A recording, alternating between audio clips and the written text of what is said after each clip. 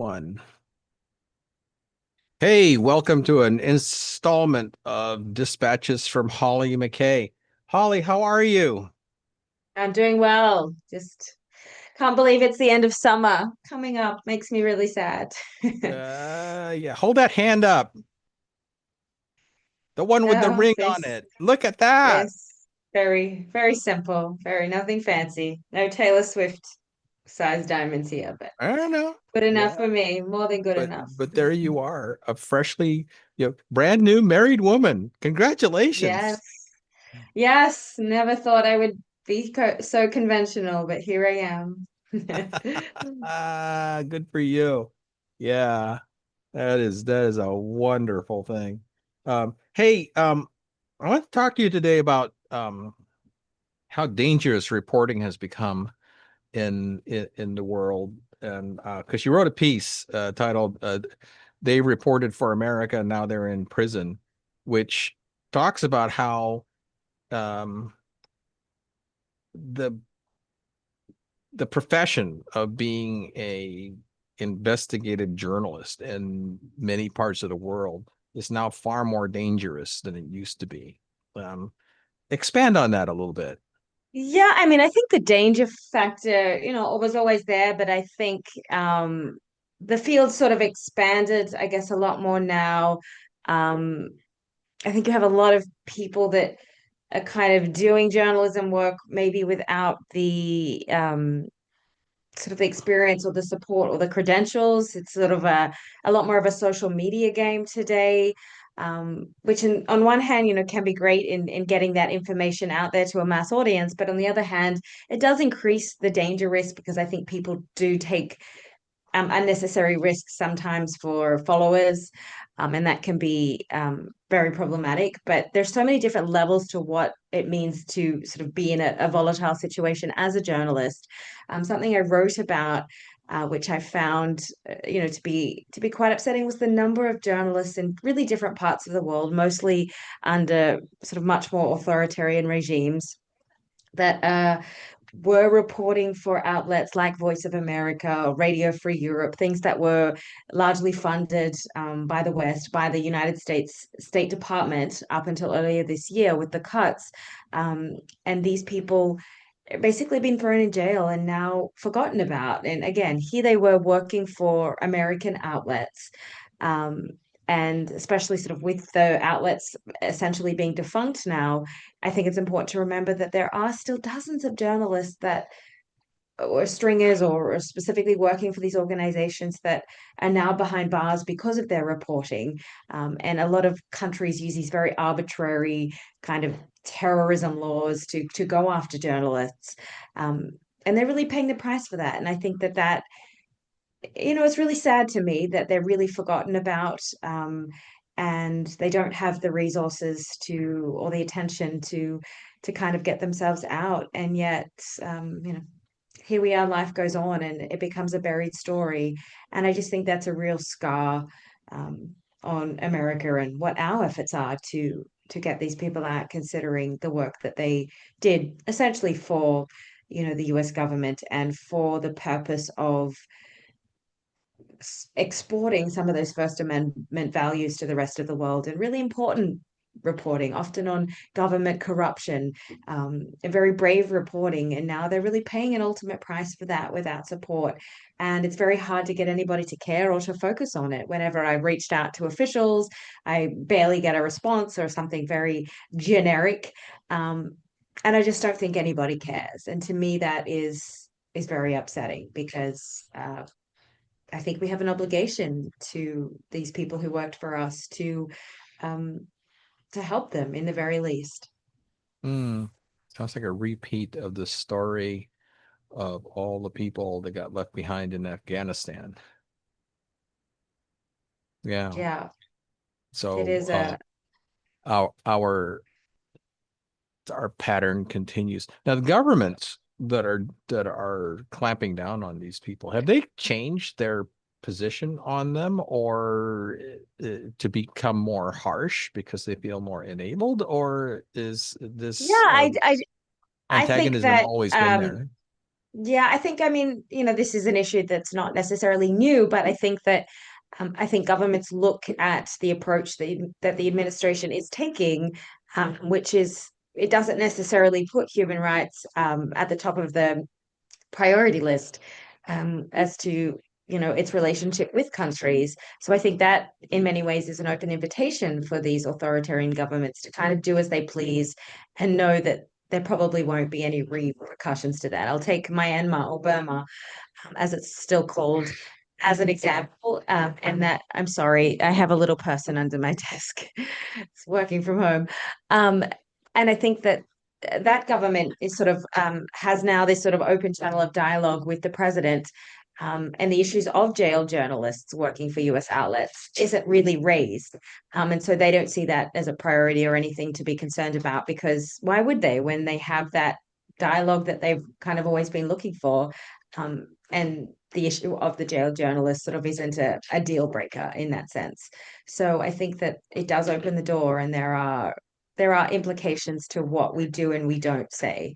And historically, the United States has always held a very firm stance on sort of those freedom of speech issues and human rights. But unfortunately, in my view, I think that that has just been pushed way down the list of care factors, and governments, they pay attention to that. No, well, of course they do. Um, yeah. So, because that's really a, a repositioning of who controls the narrative all around the world. And with an increasing, well, not always great enablement of all of these countries to express themselves in uh, in authoritarian ways that were always there. Um, Mm, but uh, and that is probably something worth looking at and debating.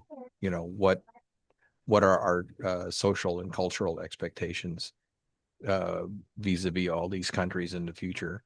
But for the moment, establishing working relations with all mm. of them seems to be the priority, and that does require a little bit of tolerating their indiscretions, I think, for the time being, which is kind of interesting because when you compare that to, we also take harsh stances against national indiscretions. I mean, like we're parking ships off the coast of Venezuela, right?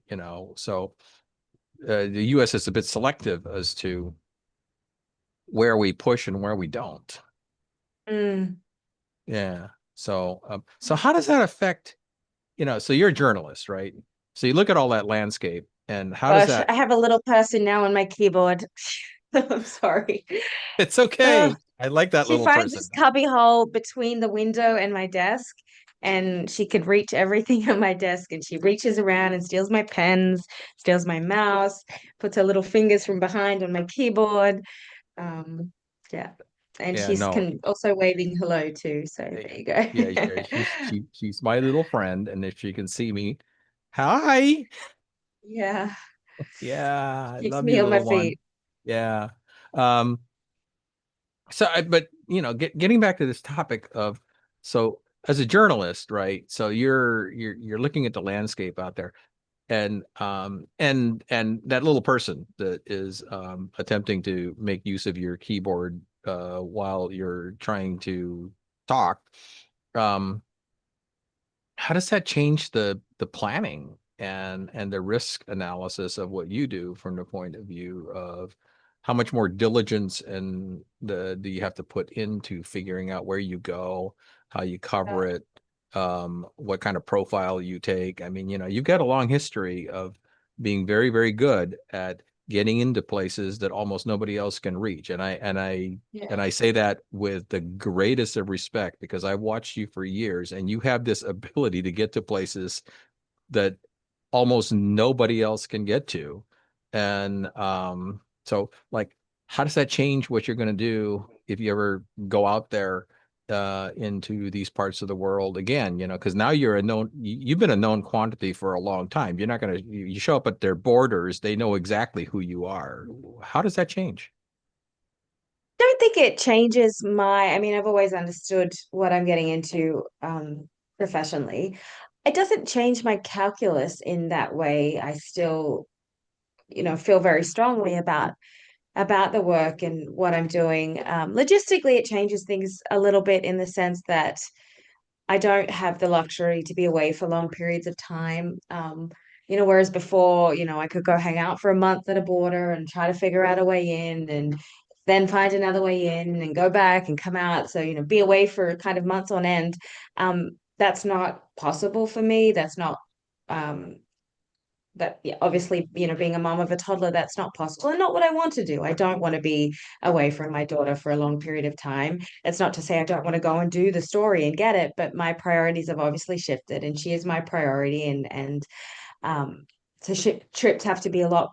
Um, I think sort of logistically just a little less challenging in that way, so that I know that if I'm going to spend the time and the money and to do these things, that I have to know that they will come to fruition, and that things can be a little bit smoother, so that just in that sense it does change my ability um, to to be able to kind of I think spend long periods in war zones. And often war zones are very logistically, you're okay, sweet baby. You're okay.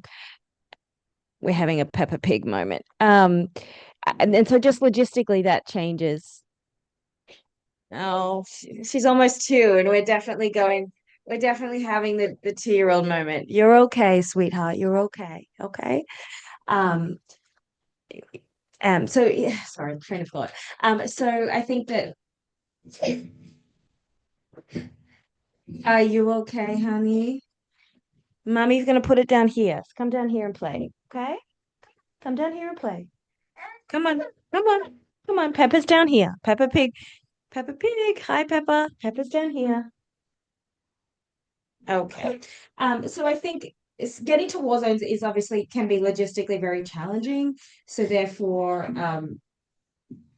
it does make it harder in that sense. But I also feel um,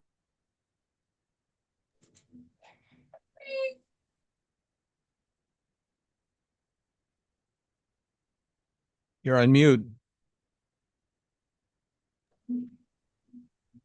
I think we might need to edit this part. It's okay. Having a moment. Raven, Mummy's trying to record something. I'll have to try to do this next time when she's sleeping. Are you okay? Please let Mummy finish her recording. Come on, let's go put on Sesame Street. Do you want Sesame Street? Let's go get Elmo. Come on. Come on.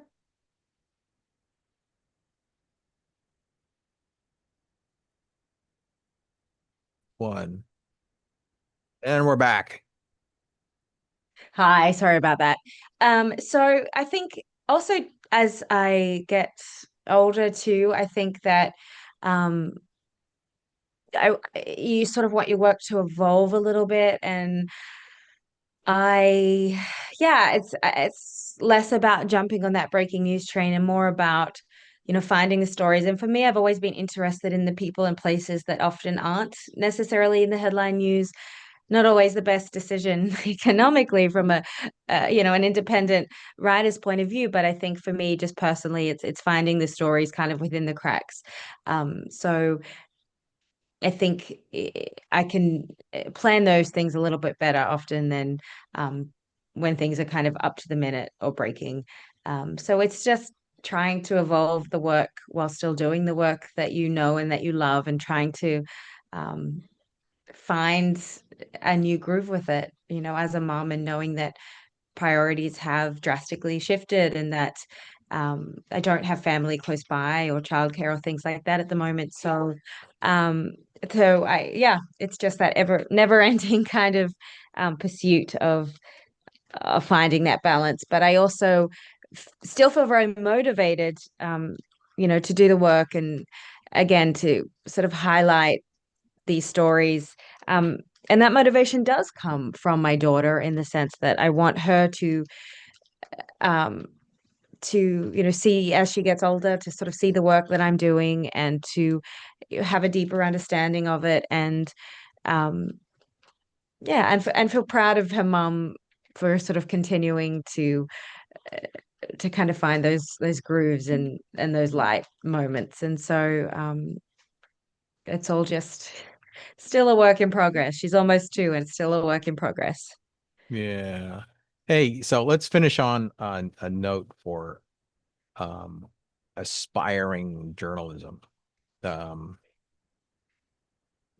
there's a lot of people trying to do this now, coming from the world of, social media as opposed to from the world of commercial news bureaus and outlets.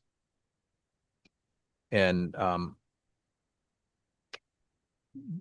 they don't necessarily have that training as they go and do this. What's your advice to people that want to do this kind of stuff and get into it?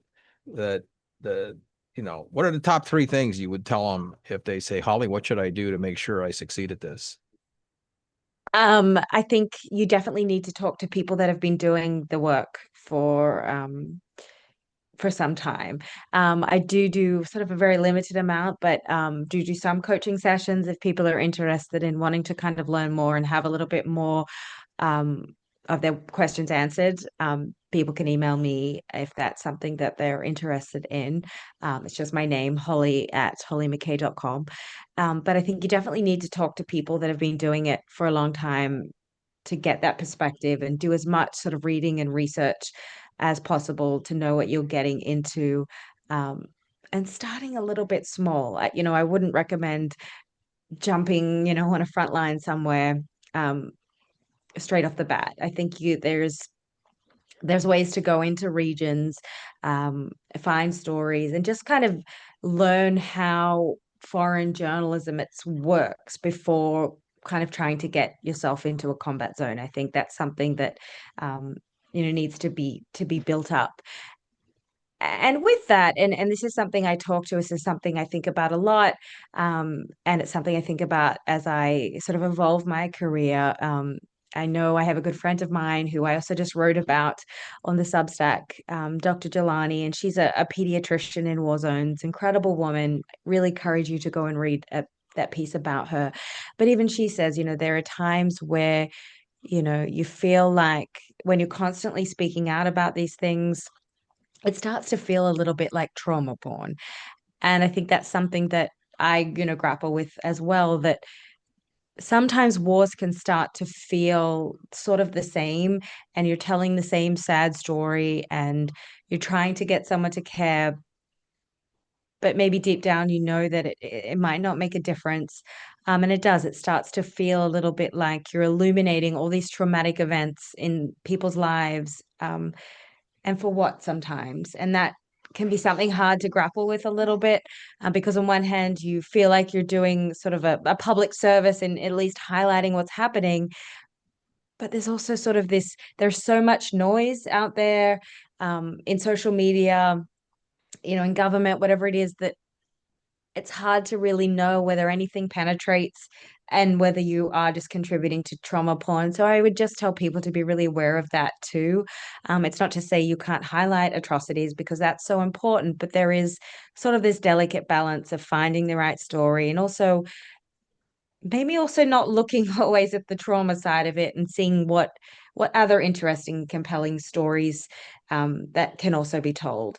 And yeah, it's just it's sort of a constant head game, I think. Yeah. Well, um, that's true. Um, and oh, I had one more question. Just because it just popped into my head because like it happened to me again the other day. You post something on a topic that is controversial Mm.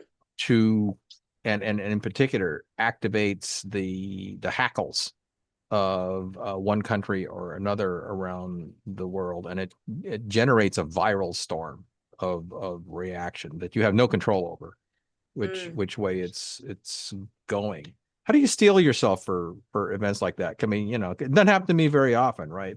But I posted this picture of that Chinese Coast Guard cutter that got blasted on its nose, and basically just for my friends, but it was a public post. And 2 days later, I see there's like 212,000 views of it coming from parts of the world that very clearly were trying to get information on this stuff that they couldn't get where they were. And it was there for a few days before it got clamped down on. Um, that can bring a lot of attention, not always great attention, and it can affect your ability to go in and out of places and stuff like that. So, like, what do you keep in mind when for situations like that? I don't think there's any sort of easy answer. I mean, it's hard to say. Do you mean like just negative feedback? Is that what you're getting at? Yeah, or um, Okay. you show up in countries that are friendly to that country, and they look you up, and because that Yeah. stuff travels with you now, and It it, does, it it, it does. can And affect that's border part of the control. nature of the beast, places that I've worked in like Iran, I'm sure I'll never go to again unless there is a regime change. Um, and that's part and parcel. I certainly think that there are, too many people that try to curry favor with government so that they continue to get visas. So they write things that are more favorable that they wanted, and I think it's just important to remember that's not journalism, that's propaganda when you're doing that. um and that's just something that you got to take on the chin. It's the way it is, and in some ways that can make the depending on specifically what you're covering, it can certainly make the profession have a little bit of a shelf life, or at least in certain regions. um and that's just the way it is. Unfortunately, many countries don't have First Amendment rights, and what you do and say can be problematic. Of course, that's not to say you aren't fair to each side, but often in these situations, there's clearly nefarious things happening, that are important to expose. Um, and I just think, at least have be grateful that often, you can come home to a safe country, because as I said earlier in this podcast, the journalists in these places that are exposing these things and doing this important work, they don't have that luxury of going to another country and being safe and leaving. So um it's just it's a there's no blanket answer to it. It's just sort of a case by case situation that you have to bear in mind. And I think it shouldn't stop you from going forth and doing your work. Um, the ramifications of that is something that yeah, it shouldn't deter how you approach it. And just on that note, I am seeing this sort of problematic trend as well, where governments are paying, and the United States is guilty of this too. And I'm seeing this happen in Greenland right now. I'm also seeing this happen in the Israel-Gaza war, where governments are either paying or at least enabling influencers to go to some of these regions to basically, do kind of propaganda videos. And I think that is pretty concerning, because again, that's not journalism, that's propaganda that a government wants you to do. um, and and that does have a big impact, because they're looking for these quote unquote influencers with huge followings, to kind of sway public opinion. And I think this is where the world that we live in, this content creation whatever world, um, is kind of upsetting to me. It's where it crosses that line between what is healthy vessel of information into problematic, distortion of events. All the news is fit to print, Yeah. or maybe It's a not. really an world out there, and I have my own struggles with social media. I think I'm on it because I want to get my stories, my writing out. I'm still a bit of an old-fashioned writer in that way. And I want to get it out, but I certainly think if it wasn't for that, I would very much retreat to the shadows of enjoying my privacy. I would rather be spending time reading to my daughter than, creating some sort of content video of me, I don't know, doing something with a caption over the front and music. Like I see so much of that left, and I don't understand how people have so much time to do that.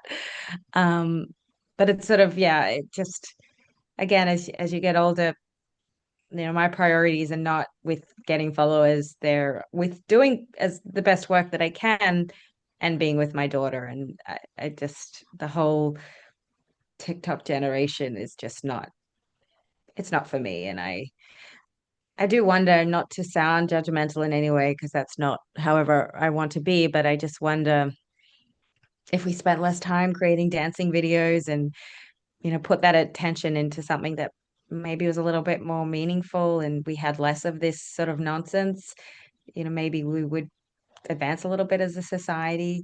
Um, because I think there is something to that theory of you can dumb down a society, and that is in itself a little bit of a weapon for other countries that aren't friendly to the United States to use. And